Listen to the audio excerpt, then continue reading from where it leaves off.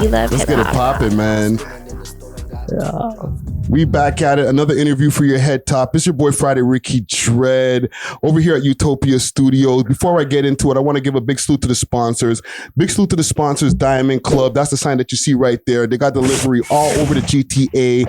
Hit them up on their Instagram page, Diamond Club _ Canada. They got delivery all over the GTA and across Canada. Flour, pens, edibles, shatter, all types of good stuff. So once again, Diamond Club _ Canada.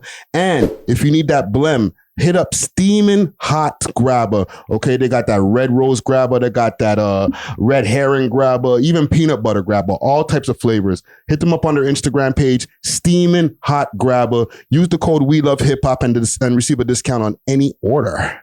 But I'm happy to get these conversations going on with young up and coming artists in this city.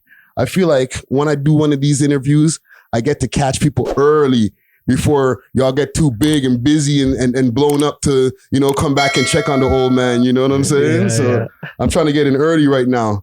But this man's been doing his thing for a while here. I would say maybe over the last 5 years or so. Yeah, about. Right. Representing the East Side. But with no further ado, we got Push KEYZ in the building. Phone ring, that's another wop. I can't get my time to a thought. Mama, can't you see that I'm on my guap? Come on. You know what we're rocking it. So, okay, before we even get into this, I want you to introduce y'all introduce yourselves also, who's in attendance. For sure. Let's start with you right here, brother. Or with you right here. Come on, you already know. It's this dog. This dog. Yeah, you know, it's the real J Sav. You can call me J Sav, but you know, artist is the real J Sav, yeah. The real J Sav in the building. Okay, so let's get into it. All right. What are y'all currently working on? What are you currently working on, Push KEYZ? So we have a couple projects in the cut. Mm-hmm. We're working on some videos, you know. And I don't want to leak too much, you know, but I have a big project on the way. It's due time for a big project, you know what I'm saying? Okay. And so far for 2023, best thing that you feel has happened to you this year? Eastbound, you know what I'm saying? Or your homie a pack bummer. If I slide, I'ma catch me another. He can drop if you top on my brother. Shots out the Glock. Eastbound. That was a Long big live the tune. bros, you know? Yeah, long That live was a DQ. big tune, you know what I'm saying? Yeah. Fuck, I just came home like April, you know? I did 2 years. I came out. We went to the stew. We made that track, broski, and it was, you know, it was all gas. Mm-hmm, you know what I'm saying? So being this the first time that I'm having a chance to sit down and have a conversation with you, I want to go back a little bit, go through the history and bring us to where we are today. You know what I'm saying? So, you know, were you born here in Toronto? Yeah, I was born in Toronto still. So I lived in Scarborough my whole life. Your whole life, Scarborough. Yeah. Okay, so now from my research, I know Scarborough is not just Scarborough. There's parts of Scarborough. So what part of Scarborough did you start in or grow up? Like McCowan and Eglinton. Mm. You know, like close to like Bellside, you know? Okay. And what was life like, you know, growing up in them ends? It was good still. It was just me and my older bro. Mm-hmm. My mom did everything for us, you know? Couldn't complain still. Okay. Yeah. And like high school life, what was that like? Were you one of the guys in school, the bad boys or the smart? I was always in trouble still. I'm not gonna lie, you know? Just selling my 1-2 weed, getting caught in the hallway selling weed, bear fights, you know? Yeah. The normal. Yeah. So, you know, growing up in that area, growing up in Scarborough, I know a lot of there's a lot of different things that can distract us off our path, right? Yeah. You know, even you mentioned you just came home, right? What do you think? What was the reason that maybe made you? And I'll bring this question around the room if anybody can relate as well. What made you jump off the porch? Not when, but what made you? Big salute to the sponsors, Diamond Club, with delivery all over the GTA and now all across Canada. They got the best selection of flour, edibles, and pens, and all types of goodies that you need. You can find them on their Instagram page, Diamond Club _ Canada, or you can find them on the 7 Days of Weed app, as well as the Leafy Things app. Let them know that you heard about them through the We Love Hip Hop Network, and they may give you a discount. Big salute to Diamond Club. Cheer! There's nothing really that makes you jump off the porch, you know what I'm saying? Mm-hmm. You either do it or you don't. It's the life. It's the life that you're born into, right? Yeah. So it's just like the surroundings and stuff like that. Yeah, the neighborhood, the surroundings, the people you're around, the people you keep around you. Yeah. And what about you guys? You guys, let's even start from the beginning. Like y'all all from Scarborough as well? Yeah, we're all from Scarborough. Still, Yeah. Okay. I grew up in the ends like our whole life. Mm-hmm. And what was that like? Like what was the life like for y'all growing up in the ends? It's like pretty much the same thing. Like, you know, I knew these guys like same time. Like I grew up there, so we were like around all the time. But like I wasn't like there most of the time. But like later on, I just clicked up with the man. Okay. Yeah, you know, it's like it's blessed, like, you know, and you grow up, you know, as you're you know, it's blessed in the hood, you know, you run around, you know, you do your own tools, you know. Yeah, everybody as does you their get own older, thing. you know, You really see how life is, you know. Everything, you know. Yeah. Everything transpires, and you know, you see how life is, you know, how life gets, and shit, you know. So you guys are all hanging out from a young age. Were y'all already into music, or did music come later on, like more recently? Yeah, bro's been rapping like RPSK. He's been rapping since young. Yeah, like 2015, 2014. I went to the studio. I dropped a track on, you know, Nicki Minaj's By a Heart. Yes. It's like a rap type beat. I dropped that on my SoundCloud. And SK came to me and he's like, yo, broski, I have a track. I'm trying to drop it on your SoundCloud, you know? I dropped it on there and he ran up the views, you know? Yeah. So then a man in the hood came to us and he's like, yo, I'll shoot a video for you for free, you know?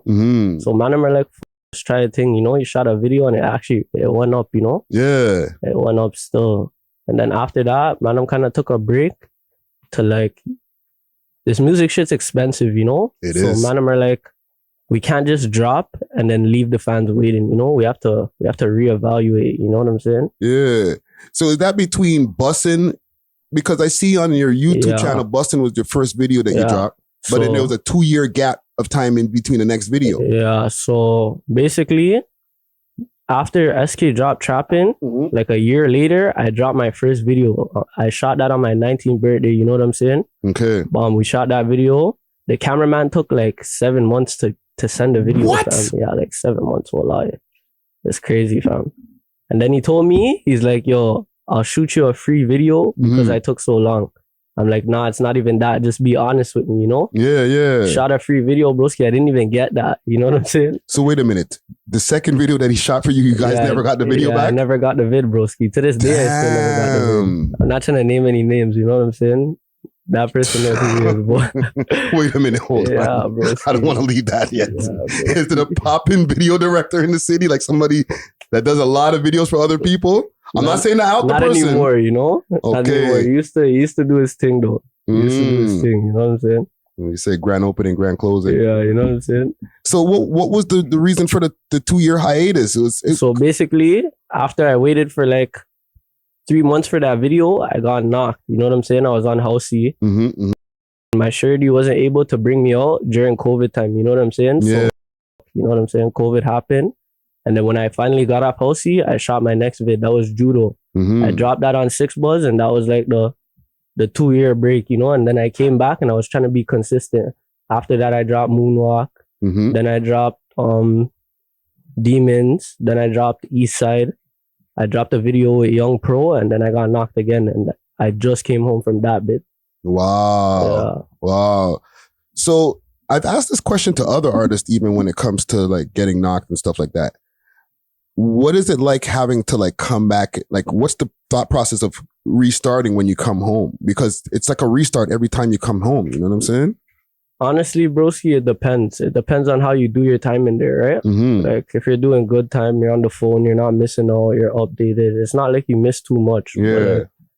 Say you don't have phone time, you don't have bread for phone. Those people, they get institutionalized, you know? They get used to their routine.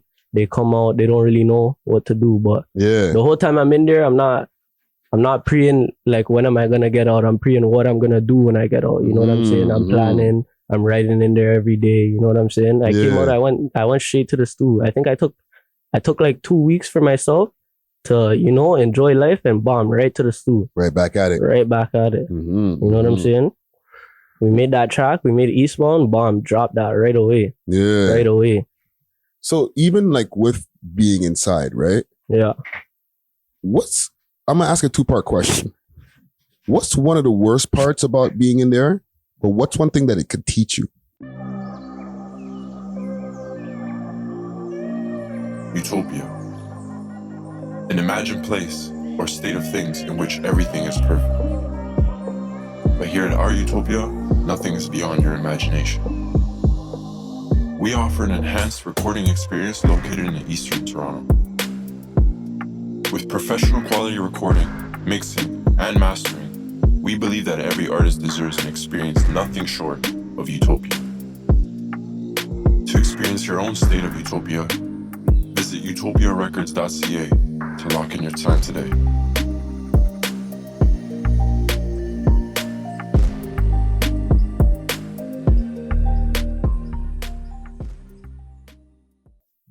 I'll say the worst part is you don't get to see your loved ones, you know? You have to see them through a glass or a screen. No matter what, there's nothing that could, you know, amount to that. Yeah. But like, what you could learn is, like, when you're in there, you see what it does to your people on the outside. You can't help them. You can't provide for them. You can't do nothing. They're stuck in there. So you have to find a way to make like a legal bag. You can't be out there risking your freedom. Even though it's for a good cause, like you're trying to provide for your family, you have to do it the right way. You know what I'm saying? Yeah, because in the end of the day, it's still going to hurt the family when you're gone. When you're gone, right? Yeah. And I see even one of your music videos, you have a child. No, that's my baby sister, actually. Oh. Yeah, that's my baby sister. So. I was trying to do my little research one, too. You know what I'm saying? Yeah, I hear that. So now you dropped a bunch of tunes. You're starting to get some traction again. You know what I'm saying? And you have that tune, East Side. Yeah. Originally, when you dropped it, was you by yourself, no? It's 2 different tracks, but the names are just similar still. Okay, so the one that you have with R.I.P. DQ, right? That's a different tune then. Yeah, I came out, Broski did his verse, sent me the beat. I went to the studio, did my verse, and then we shot a vid like maybe a couple weeks later. Okay. Yeah, so they're 2 completely different tracks, but like he had the track with SK called Rebound. So we're trying to think of like a name for it. At first we were thinking like another basketball term, you know? And then in the end we ended up coming up with Eastbound, and we're like, yeah, that's hard still. Rebound, Eastbound. Yeah. It's a collab thing, you know? And you know, once again, R.I.P. Dopeboy DQ. Were y'all close? Like, or was he? Yeah, that was my dog. You know what I'm saying? We all grew up together. Like, I'm older than both of my bros right here. You know what I'm saying? I'm older than Broski too. You know what I'm saying? So I was doing my own thing. I wasn't really around them like that, but those are my brothers same way. You know? Yeah. We're all brothers the same way. We love each other the same way. You know? Yeah. Did you guys have some more collabos? Like, tucked away before he passed away? We have 1, 2 in the vaults. So, okay. Life's busy, you know? Yeah, man. No, R.I.P. to Dopeboy DQ, man. That's a big loss in the scene over here, bro. Yeah. Even like staying on that, and this is something that I'll want to ask to all of you guys. Actually, before I get to broadening our conversation here, you know, we're over here, Utopia Record Studio, right? What's the recording process like? Right? Like, what do you go through, like, when it comes to, like, even putting a song together? The beat process, like, how do you select your beats? So, honestly, I go to a lot of studios, you know, but when I come work with B3, fucking most of the time, he'll put on a beat or make the beat, you know what I'm saying? Okay. And then, from scratch, then? Yeah, from scratch. So okay. He'll get a little loop. He'll start making the beat, and I'll write while he's making the beat. So by the time he's done making the beat, like, I have a track ready to go, you know? I go in, probably 1 take it, 2 take it, and he mixes it, he does his thing, you know? If I go to another studio, though, more times I'll go prepared with, like, a YouTube beat, you know? Yeah. I'll write it at home, go there, or, like, I'll do punch-ins, freestyles, you know? Recently, I started doing that. Before I went to the bin, I wasn't doing freestyles. I'd only write, you know, because I want my music to make sense. I don't want it to be like all over the place. So you're starting to freestyle a little bit, or punch in, we'll call it, right? Yeah. But I like the writing, fam. You know what I'm saying? Like, I'm a fan of writing as a retired rapper. You know what I'm saying? Maybe it's the old head factor. Like, I'm not talking about writing on paper, obviously. I'm talking about in the phone. But I think that there's still value in, like, putting together the rhyme, knowing exactly what you want to say and stuff like that. So the majority of the songs that I'm hearing, those are written down ahead of time. Yeah, most of them still. Yeah. I don't come to the studio to waste time. The studio costs money, you know? Mm-hmm. So I come here prepared. Yeah. And what about you gentlemen here? Like, what's your writing process like? What about, let's start with you in the middle here, and then we'll move to the side. To be honest, all the tracks that I have out, they're all freestyles. Okay. But I came to Stu with like KEYZ 2 weeks ago. Mm-hmm. I freestyled one track, and then the next track I had written down and just slapped that out in 5 minutes. Yeah. So like when I come with written tracks, it's a quick thing. But when I freestyle, it takes like, 1, 2 longer, but it comes out still. And what about the building of the catalog right now? Like how many? Because I'm not familiar with you guys yet, right? Mm-hmm. I didn't get a chance to do as much research. Like how many songs do you have released right now? I have a couple of songs like on DQ's album, mm-hmm. like I'm featured on like both his tapes, and then I have a 1-2 singles that I dropped with me and him. Okay. But right now I'm stacking on music. To be honest, if everything didn't happen, I would have been pushing all my stuff right now. DQ would have took a little break to like stack on more music, mm-hmm. and we would have been pushing like all the man. Like, he would have been pushing me. We would have been pushing KEYZ. But I'm just taking a little time to focus on my mind.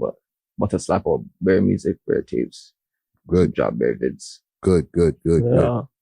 What was the question again, Friday? Like we just the studio process. Like, are you also freestyling or not freestyling, but punching in, or are you writing down ahead of time? And like I've heard the name J Sad before. Yeah. Right. So you got music, a lot of music out there.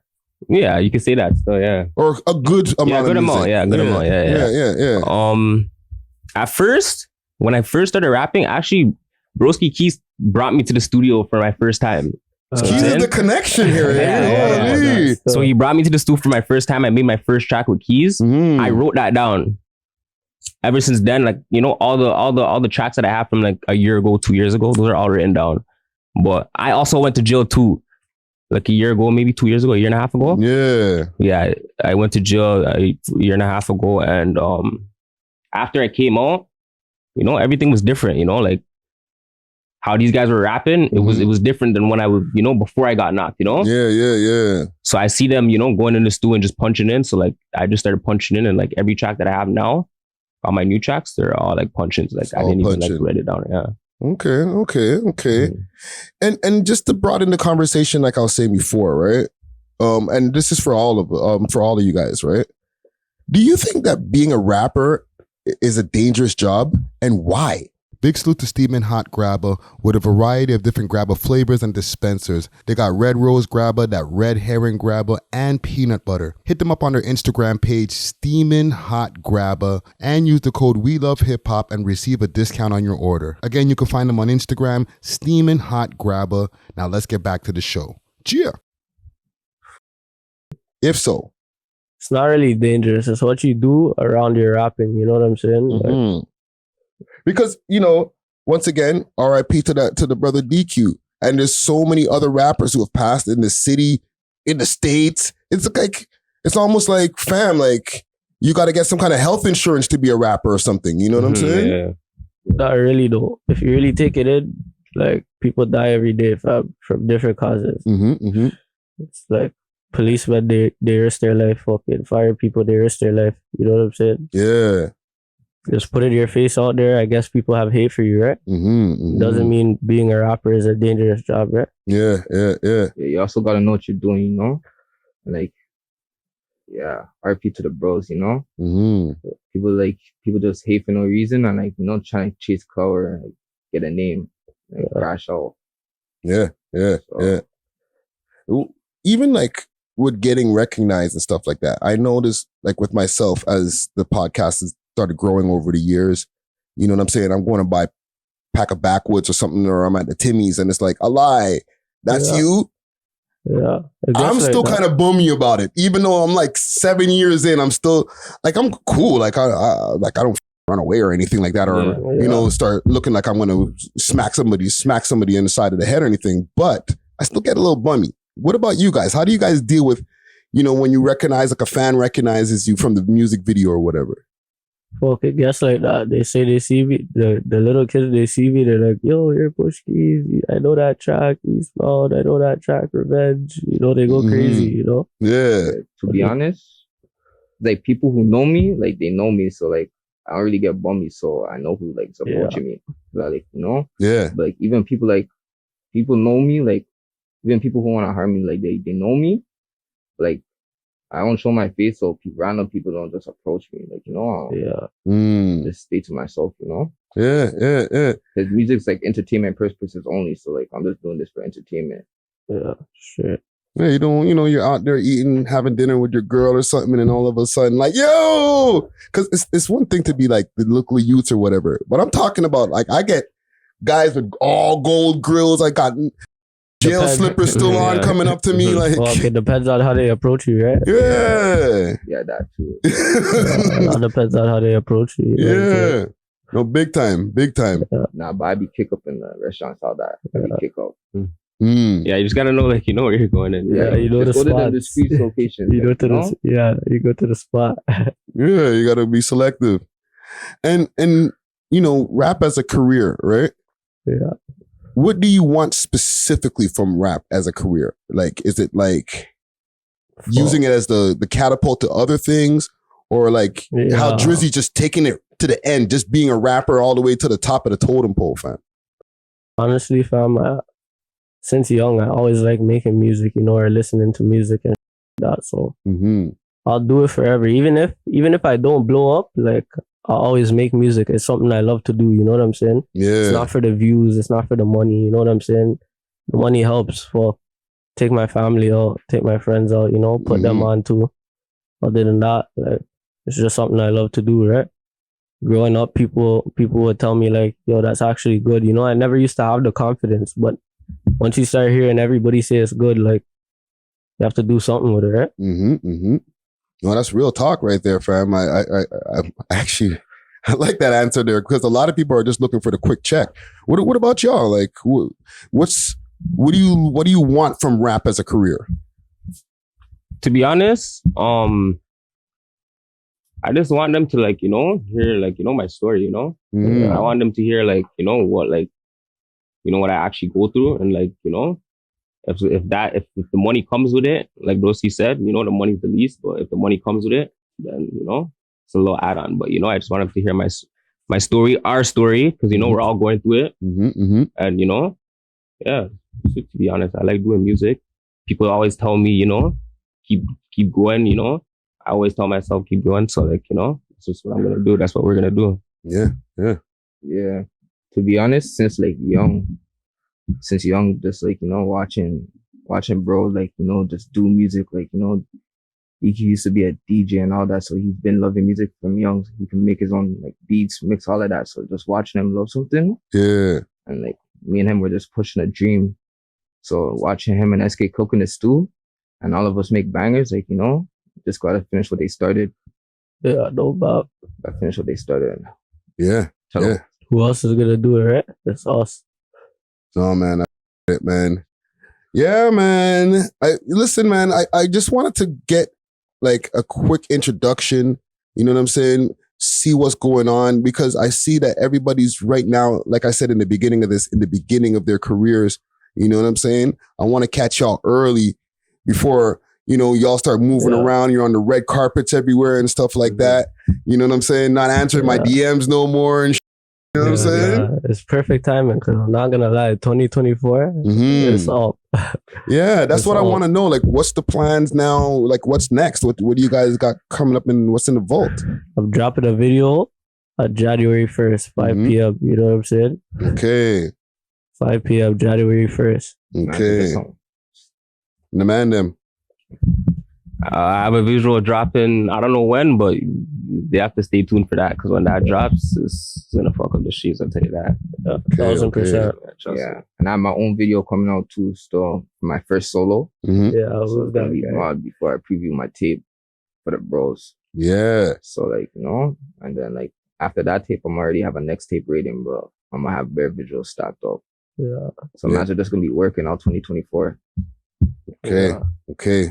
Looking forward to it, man. We got Push KEYZ in the building. Listen, man, I really enjoyed this conversation here. Like I said, a good chance to get acquainted with everything that y'all got going on.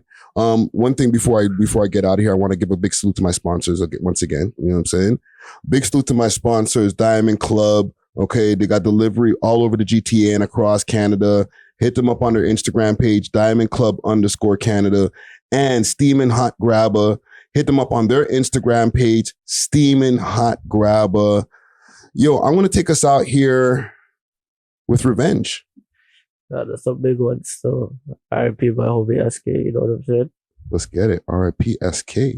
We love hip hop.